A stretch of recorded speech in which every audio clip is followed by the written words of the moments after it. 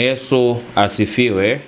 Mtumishi wa Mungu popote ulipo, karibu katika mwendelezo wa masomo yetu ya huduma ya Tumaini Service, tukiendelea kujifunza, kutafakari neno la Mungu kwa ajili yetu. Kipindi tunachokwenda kujifunza sasa, neno letu linasema usibishane na wanaokupinga, badala yake tafuta kujua kwa nini wanakupinga. Usibishane na wanaokupinga, badala yake tafuta kujua kwa nini wanakupinga. Tupo kwenye jamii ambayo mapingano yamekuwa ni sehemu ya maisha yetu. Kupingana kwenye mambo ya msingi, kupingana kwenye mambo yasiyokuwa ya msingi yamekuwa ni sehemu ya maisha ya watu kila siku. Ukifanya jambo jema utapingwa, ukifanya jambo baya utapingwa, ukifanya kitu chochote wapinzani wamekuwa ni wengi. Lakini Mungu anataka tujifunze kwamba badala ya kubishana na watu wanaokupinga, badala yake wewe tafuta kwa nini hawa watu wananipinga.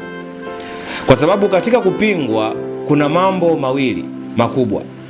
Huenda wanaokupinga wako sahihi na wanayoyapinga kuhusu wewe, na huenda wanaokupinga hawako sahihi na wanavyokupinga kuhusu mtazamo wako.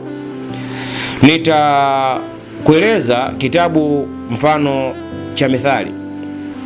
Ile Mithali, tukisoma ule mstari kwenye kitabu cha Mithali, mstari wa 18, sura ya 18 tafsamani, mstari wa kwanza, Mungu anasema, ajitengae na wenzake hutafuta matakwa yake mwenyewe, hushindana na kila shauri jema.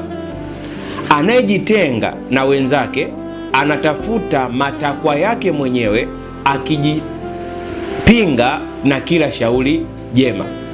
Kwa hiyo inawezekana kabisa kwamba watu wanakupinga na wewe, kwa sababu utaki kukubali kile wanachopinga kwamba ni kweli, kwa sababu yako matakwa yako, ziko hisia zako, yako mashauri yako wewe. Kwa inawezekana unapingwa kwenye jambo fulani na wale wapinzani wako wako sahihi kabisa kukupinga na hiyo tabia, kukupinga na hiyo mitazamo, kukupinga na hiyo mienendo, lakini kwa sababu wewe utaki kukubali kwamba yale unayoyafanya, vile unavyotazama, vile unavyohisi, vile unavyowaza ni tofauti na mienendo ya jamii, ni tofauti na mienendo ya wenzako ofisini, ni tofauti na mienendo ya wenzako kwenye familia, unaona unakosewa. Lakini kumbe haukosewi, lakini unatakiwa ubadilike. Ubadilishe mtazamo wako, ubadilishe mwenendo wako, ubadilishe unavyofikiri. Sasa ukija kwenye kitabu mfano cha Mithali hiyo sura ya 14 ule mstari wa 12, Mungu anasema, iko njia ionekanayo kuwa sawa machoni pa mtu, lakini mwisho wake ni njia za mauti. Kwa tuna watu ambao wanapingwa kwa sababu ya njia wanazopita, mitazamo, fikra, mawazo, kazi walizoamua kufanya, tabia walizoamua kuwa nazo.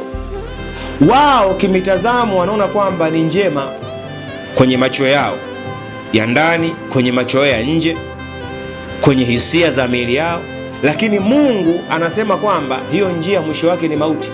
Sasa atakushauri vipi? Manake anakunyanyulia watu wanaokupinga, wanaleta mashauri ya upinzani kuhusiana na hicho unachokifanya. Sasa wewe badala ya kubishana nao, anza kutafuta kwa nini ninapingwa. Je, nyuma ya pazia kuna kitu gani ambacho kinafanya hawa watu mtazamo wangu uonekane ni hasi kwao? Hii njia mwisho wake ni nini? Destiny yake ni kitu gani? Sasa tazama kitabu cha Zaburi ile sura ya 37. Kuna kitu Mungu anatusemesha pia hapo kwenye ule mstari wa 32. Bwana anasema, mtu asiye haki umvizia mwenye haki na kutafuta jinsi ya kumfisha. Kwa wakati mwingine watu watakupinga Kwa maana gani? Ni adui anasimama kupinga shauri lako.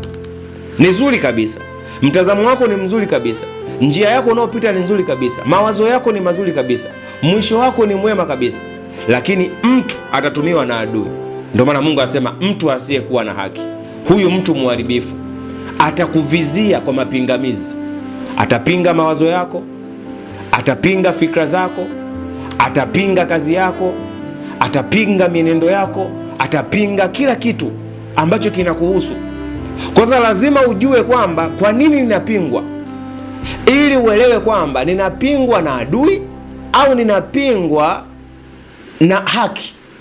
Kwa sababu kama adui anakupinga, maana yake matokeo unayoyaendea ni mazuri.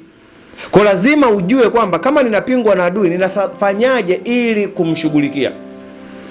Na ukirejea kupingwa kwa haki, maana yake lazima ujue kwamba njia ninayoendea si ya haki, kwa kule mwisho wake ni kubaya.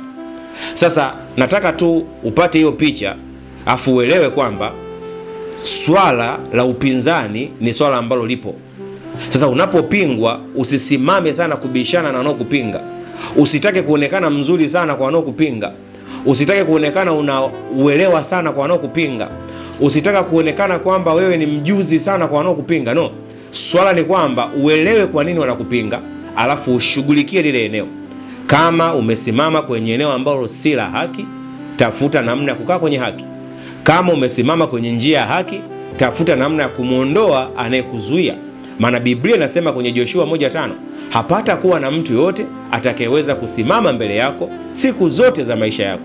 Kwanza kama atasimama kwa ajili ya kukupinga wakati unaendea haki, unaendea mafanikio yako, uwe na uhakika lazima kuna hekima ya Mungu itatumika namna ya kumuondoa. Lakini kama unapingwa, usiingie kwenye shimo, lazima ujue namna ya kurudi kwenye njia iliyo sahihi. Mungu akubariki sana. Kwa jina ninaitwa Apostle John Kafyome. Namba zetu za simu zinapita hapo kwa ajili ya shuhuda mbalimbali ambazo Mungu anakuwa anatusaidia wote kwa pamoja kwa habari ya kulifikisha neno la Mungu kwa wengine. Mungu akubariki. Tumaini Service, every soul is saved.